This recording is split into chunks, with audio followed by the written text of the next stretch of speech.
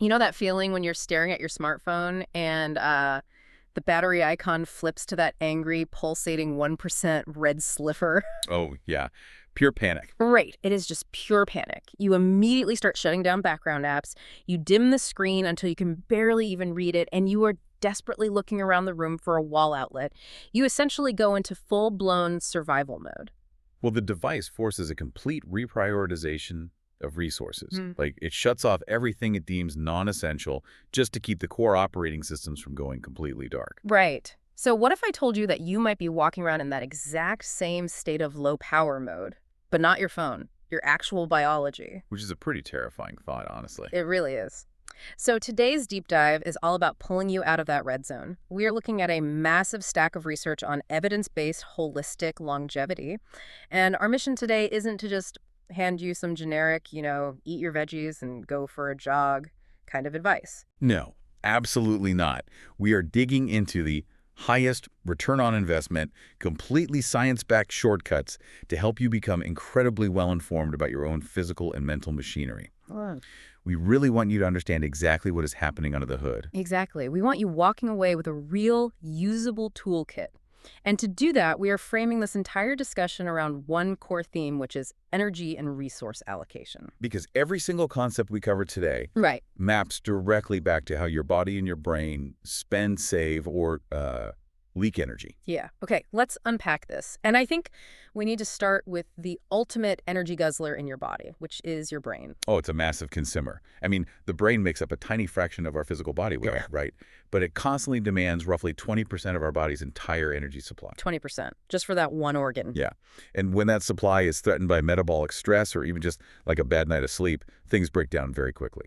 So I was reading through the data on how to keep that brain grid online during a crisis, and I have to admit I had a moment of intense skepticism here. Oh. About what? Well, a lot of the research points to supplementing with high-dose creatine, and my immediate thought was, wait, isn't creatine just for bodybuilders trying to bulk up in the gym? That is such a common misconception. Right. I mean, why would a researcher like Dr. Ben Dickman recommend it for brain longevity? Especially for people who aren't lifting heavy weights, like older adults or, say, vegans. To me, it feels like we're treating the brain like a city power grid that suddenly needs this massive industrial backup generator. That is actually the perfect analogy, though. Your brain is that city grid, and creatine acts precisely as that backup generator. Okay, how so? Well, what's fascinating here is the underlying mechanism of how our cells actually function. Hmm. So your cells run on a very specific type of energy called ATP. Right. And when your brain is under acute stress, like extreme sleep loss or Right. really heavy cognitive demand, it burns through that ATP much faster than it can naturally produce it. So the city is using more power than the main plant can supply. Exactly. And that's where the creatine-phosphocreatine system steps in. It essentially functions as an emergency reserve. Oh, I see. Yeah, it rapidly regenerates that ATP, so your brain's core functions don't just power down. It literally keeps the lights on in the prefrontal cortex when the system is otherwise failing. Okay, I want to get specific on the dosage here because the numbers in the sources really surprised me. How much are we talking about to actually get that backup generator running? So the clinical data suggests a loading phase of about 15 to 20 grams of creatine monohydrate per day. But that's if you are actively trying to mitigate the effects of severe sleep deprivation, immense stress, or clinical depression. Okay, and then what about after that? Once your system is stabilized, a standard 5-gram daily dose is totally sufficient for ongoing maintenance. You brought up sleep deprivation, and there was a trial from 2024 in the research that absolutely blew my mind. Oh, the 21-hour sleep deprivation study. Yes. Yeah, that one is incredible. They took a group of subjects and kept them awake for almost a full day and night. Which is miserable. Completely miserable. And normally, your cognitive function would be entirely wrecked at that point. Hmm. But they found that giving subjects a single high dose of creatine maintained normal brain ATP levels. That's wild. It preserved their working memory and processing speed for up to 9 hours post-dose. 9 hours. That is huge. And it's also critical for specific populations who might naturally be low in this backup fuel, right? Like people who don't eat meat, since that's where we naturally get it in our diets. Exactly. Vegans and vegetarians see massive cognitive benefits from supplementing it. But what really caught my eye was the data on mental health. There were these trials involving young females suffering from depression that just didn't respond to traditional antidepressants. Yes. The SSRI-resistant depression trials, they added just 5 grams of creatine to their existing medication protocol. And the results were profound. They really were. It actually doubled the speed and effectiveness of their depression remission. Wow. Yeah, they used brain scans to look at what was happening, and they saw objective increases in prefrontal phosphocreatine levels. As those energy levels in the brain went up, their depressive symptoms significantly dropped. Which, I mean, that fundamentally changes how we think about mood disorders. It shows us that what we sometimes label as a purely psychological issue can actually be rooted in a neuroenergetic crisis. Right. The brain literally just doesn't have the physical fuel required to regulate mood. That is so eye-opening. And reading further, it seems the absolute biggest driver of that metabolic stress, the thing that drains the battery the fastest, is sleep disruption, especially for people doing shift work. Oh, shift work. The graveyard shift is just devastating to human biology. Because of the light exposure. Yes. Full spectrum light at the wrong time of day completely overrides the brain's circadian conductor. It tricks your biological clocks into thinking it's high noon when it's midnight. That sounds exhausting for the body. It is. But Dr. Matthew Walker outlines a very specific protocol to manage this shift stress, and it starts with manipulating that light. Which makes sense. If light is the signal, you have to control the signal. Precisely. So he recommends wearing amber-tinted glasses on the morning commute home. And the science is very specific here. You need glasses that filter out wavelengths below 480 nanometers. Okay, and what does that actually do? Well, the data shows that just blocking that specific light spectrum from hitting your eyes on the drive home increases total daytime recovery sleep by an average of 40 minutes. Yay, 40 minutes of extra deep sleep just from changing the color of your sunglasses? That is a massive return on investment. It really is. It's such a simple hack. I also saw some fascinating advice in there about napping during a night shift. Because I always assumed, if you're tired, you should just sleep as long as you can, whenever you can. Not during a shift. Walker recommends taking exactly 10-minute naps and doing it early in a night shift. Why exactly 10 minutes? If you sleep longer than that, your brain drops into slow wave sleep. And when you wake up from that deep stage, you experience severe sleep inertia. Oh, that heavy, groggy feeling where you can barely think straight. Exactly. 10 minutes gives you a cognitive refresh without the metabolic hangover. And crucially, he also advises confining your meals to daytime hours. See, this part fascinated me. I understand the light aspect, but why does the timing of our food matter so much when we are sleep deprived? Because your organs have their own clocks. Your pancreas and your liver are biologically programmed to be asleep at night. They simply aren't primed to produce the insulin required to process, say, a massive carbohydrate load at 3 a.m. So eating a big bowl of pasta on a night shift is essentially dumping a ton of fuel into an engine that is turned off. That's exactly what it is. And the ensuing blood sugar spike causes massive systemic stress. So if you absolutely must eat at night, the research strongly suggests making it high protein and low carbohydrate. Because that reduces the spike. Yes, doing so reduces nocturnal glucose spikes by an incredible 71%. Wow. And just to give you an idea of how devastating disrupted sleep is to our overall energy allocation, there was this study where researchers used clinical sleep tracking devices known as actigraphy on 62 nurses working night shifts. Okay, what did they find? It took them at least 4 consecutive days off just to recover their sleep to match the normal baseline levels of daytime shift workers. 4 full days of recovery just to break even. That is a massive energy leak. Huge. But as I read further, I realized physical sleep loss isn't the only thing draining our battery. There is an even more insidious energy leak happening to people who sleep perfectly 8 hours a night. Right, the psychological side. Yeah, psychological hypervigilance caused by social disconnection. And this requires a profound shift in how we view energy. We're so conditioned to think of energy solely in terms of calories burned on a treadmill or, hours logged in bed. Right. We rarely consider the massive metabolic cost of feeling unsafe. I'll admit, when I first read the section about interpersonal relationships and nervous system regulation, I thought, okay, this sounds a bit woo-woo. A lot of people think that at first. Like the idea that smiling at a barista or having a brief chat with a neighbor is literally saving me cellular energy.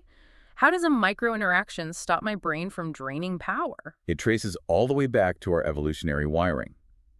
Dr. Amir Levine explains that because the human brain is such an energy hog, it is highly sensitive to threats. Right. And evolutionarily speaking, being socially excluded meant certain death. You just couldn't survive alone in the wild. So we're hardwired to need people. Exactly. There's a famous set of brain scan experiments known as the cyberball studies that perfectly illustrate this. Researchers put people in an MRI machine and had them play a simple virtual game of catch on a screen. Yeah. After a few minutes, the other virtual players simply stopped throwing the ball to the human participant. They just excluded them from a digital game. Nothing physical actually happened. Right. It was just pixels on a screen. But the brain scans showed that this minor social exclusion registered in the brain exactly like physical pain. You're kidding. No, it activates the exact same neural pathways as if you had broken your arm.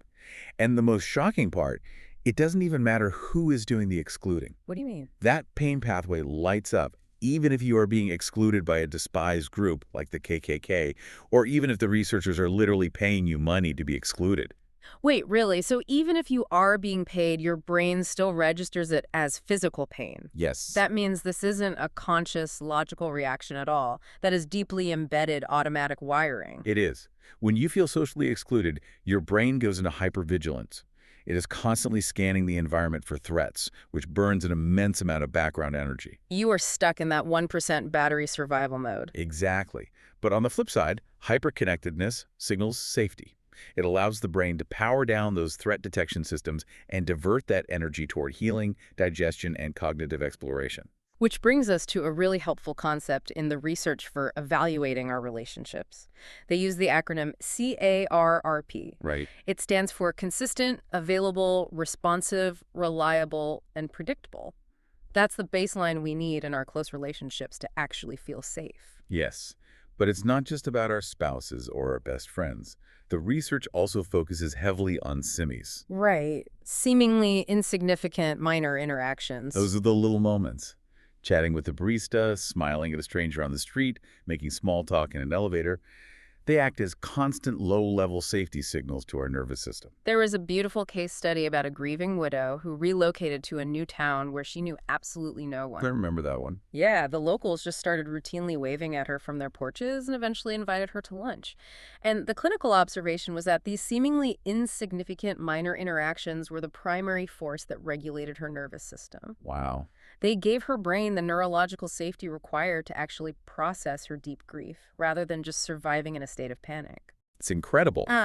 But the danger is when we lack those connections, when we are constantly leaking that psychological energy, we desperately seek relief. Oh, absolutely. We look for anything to soothe that hypervigilance, and that leads us right into bad habits and addictions. Dr. Gabor Mate shared a personal story in the research that I think a lot of people can relate to.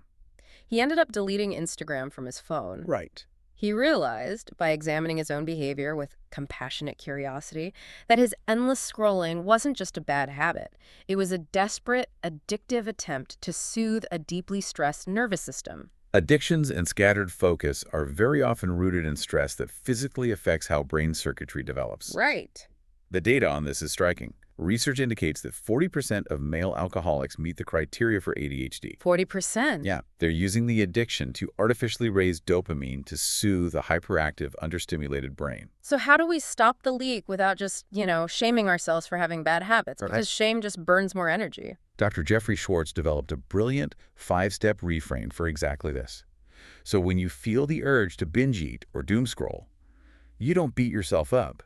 You start by relabeling it. Okay, so you recognize it's just a thought, not a physical need. Exactly. Then you reattribute it. You remind yourself it's just a brain misfire, a symptom of stress. And then you refocus, right? You delay the action for just 5 minutes and do something else. Right, and after that, you revalue it. You acknowledge the negative cost it brings to your life, and finally, you recreate.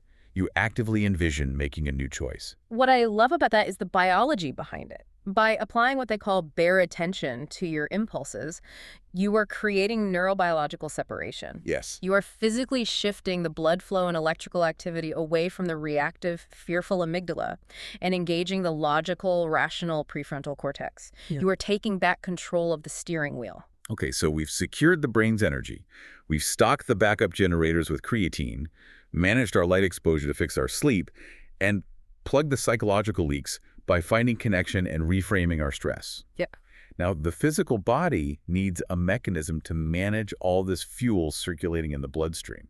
And this is where the standard advice gets completely upended because most people think, eat less, run on a treadmill for an hour is the ultimate key to a healthy metabolism. Right, the classic cardio bunny advice. But the research points to building the ultimate glucose sink. They say we need to lift heavy weights and eat a surprisingly high amount of protein. And I've always thought of muscle as just the thing that moves our skeleton around, but this paints a totally different picture. You really need to stop thinking of muscle as just a mechanical pulley system and start thinking of it as a massive chemical processing plant. A processing plant. Yeah, experts like Dr. Stephanie Estema emphasize that muscle is your primary glucose sink. The more muscle mass you have, the more places your body has to safely pull circulating blood sugar out of your bloodstream without converting it into fat. That makes total sense. And furthermore, muscle tissue functions as a vital endocrine organ. Wait, meaning it secretes hormones? Yes, when you contract your muscles under resistance, they release specialized proteins called myokines. Myokines, okay. These myokines act like chemical email sent directly to the brain. They actively boost cognition, improve memory, and enhance immune function. So lifting weights is literally upgrading your brain's processing power. It is. It increases your cognitive processing speed for up to 4 hours post-workout. Wow. The actionable advice here is to prioritize lifting weights 2 to 4 times a week, focusing on full-range, multi-joint movements. Think squats, lunges, pull-ups. And the nutrition side of this processing plant is just as surprising. It's not just about eating a ton of protein. The actual timing of it dictates how your body uses it. Exactly. Rather than starving yourself all day and eating a massive steak at dinner, you need to evenly distribute your protein intake. The goal is 20 to 30 grams of high-quality protein every 3 to 4 hours. Why does spacing it out matter so much? I mean, protein is protein, right? Because your body doesn't store protein for later use the way it stores fat. Spacing it out provides the body with multiple distinct opportunities throughout the day to trigger muscle protein synthesis. Oh, I see. The clinical evidence shows that evenly distributing 30 grams of protein across breakfast, lunch, and dinner yields a 25% greater 24-hour muscle protein synthesis response compared to eating 65 grams all at once in a single meal. That is a massive difference in efficiency. You are literally getting more muscle for less food just by timing it right. Pretty incredible, right? Yeah. And the research gave a pretty terrifying cautionary tale of what happens when you do the opposite. There was a case study of a chronic dieter named Vicky. She restricted herself to 800 calories a day and did zero resistance training. Which is just the classic crash diet. Right. And as a result, she lost precious muscle mass, which, as we know, is the metabolic engine. And because she lost that chemical processing plant, she experienced severe metabolic adaptation. Her baseline calorie burn plummeted. Exactly. So when she inevitably started eating normally again, she rebounded to over 40% body fat and was left with a deeply damaged metabolism. The data shows that with severe caloric restriction without resistance training, 25 to 50% of the weight you lose isn't fat, it's muscle. And losing muscle isn't just about how you look in a swimsuit.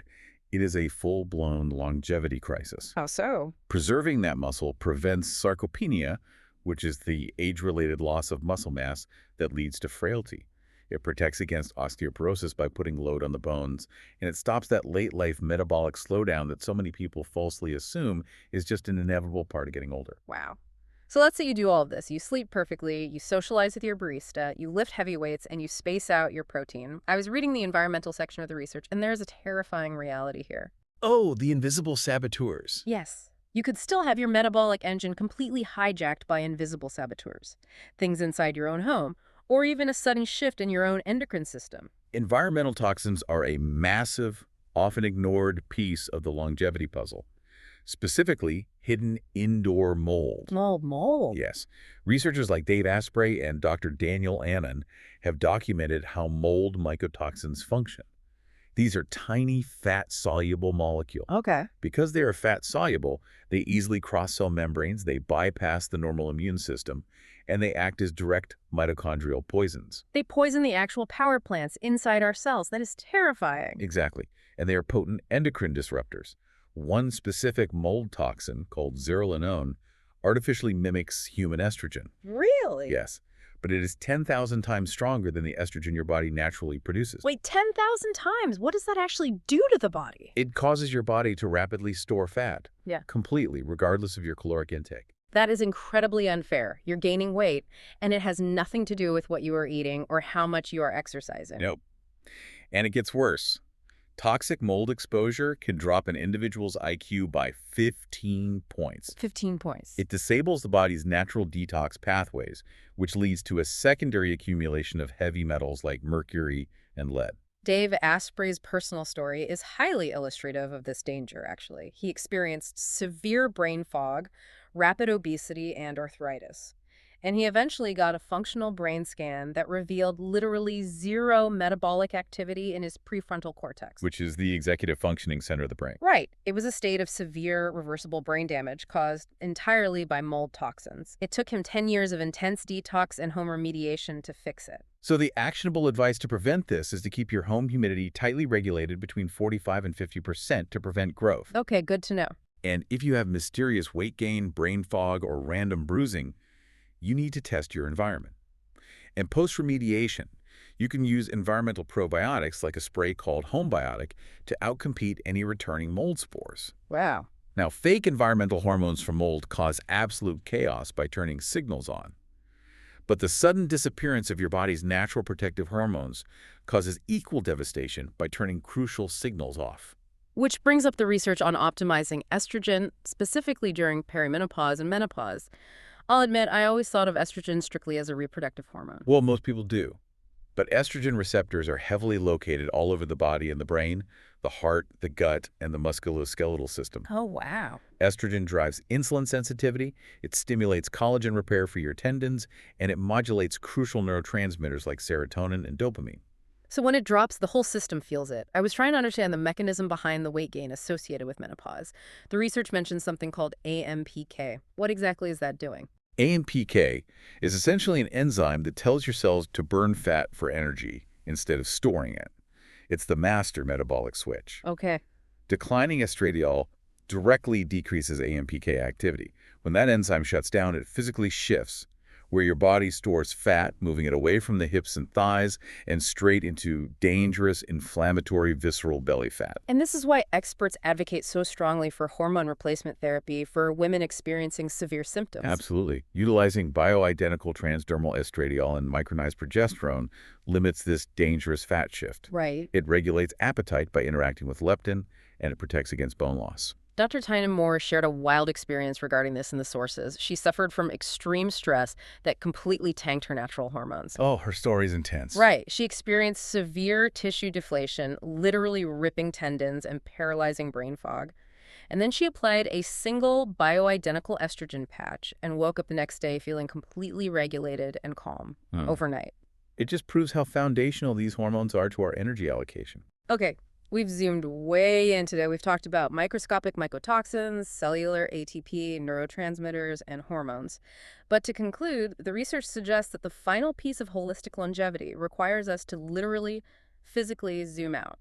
The all walk. Yes, the all walk. I was looking at this intervention, and honestly, it sounds almost too poetic to be science. Just changing what I look at physically lowers inflammation in my body. Come on. I know, it sounds crazy, but it does. And there is hard neurobiology behind it, brought forward by researchers like Dr. Dasher Keltner and Dr. Andrew Huberman. Okay, how does it work? The concept revolves around your visual aperture. When we are stressed, our visual field naturally narrows. We stare intensely at a screen or focus on a small problem. Right, tunnel vision. Exactly. So the actionable advice is simple. Once a week, for 30 minutes, go somewhere new. Intentionally shift your visual focus from those small, narrow details out to vast panoramic views, like a horizon line, a mountain range, or expansive cloud patterns. But how does looking at a cloud change my cellular biology? Well, shifting your visual aperture from narrow to vast physically alters your perception of time and space. It pulls you out of a sympathetic fight-or-flight stress state and triggers the parasympathetic nervous system. Oh, I see. Yeah, it quiets what is called the brain's default mode network, which is the part of the brain responsible for self-referential, often anxious rumination. That little voice in your head that won't shut up. Exactly. At the same time, looking at a vast horizon activates the calming vagus nerve, which directly reduces systemic inflammation in the body. The clinical evidence for this is just staggering. The data shows that just 1 minute of experiencing awe per day reduces long COVID symptoms. Wow. They also highlighted an 8-week study on adults aged 75 and older. They had them take these weekly awe walks. And what happened? The result was that they reported greater consciousness, increased kindness, and notably less physical pain. And follow-ups a full 6 years later showed lasting improvements in their long-term brain health, just from intentionally looking at the horizon. It is the ultimate low-cost, high-yield intervention. It really is. So let's recap this incredible toolkit we've built today. We started by stocking the brain's energy reserves with creatine and managing shift work light exposure to protect our sleep.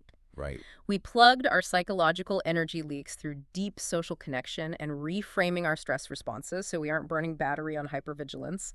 We built a metabolic engine by lifting heavy and spacing our protein to protect our muscle mass. Yeah. We learned to clear out systemic toxins like mold and optimize our natural hormones. And finally, we managed systemic inflammation just by taking an awe walk and looking at the vastness of the world. It's a truly comprehensive approach to biological energy allocation. And I want to remind you, the listener, that you don't have to wake up tomorrow and do all of these things perfectly.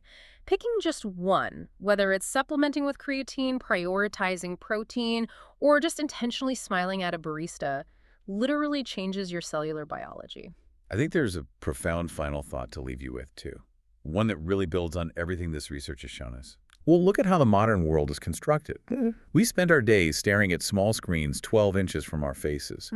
We live in climate-controlled indoor isolation, surrounded by synthetic materials, entirely disconnected from community and the natural rhythms of light and dark. That is so true. If optimal longevity requires vast visual perspectives, deep hyperconnectedness, and robust biological resilience, is the ultimate secret to a long life simply a daily intentional rebellion against the defaults of modern society. Wow. So the next time you feel like you are running on 1% battery, remember, you have the power to plug yourself back into the right grid. Thanks for joining us on this deep dive.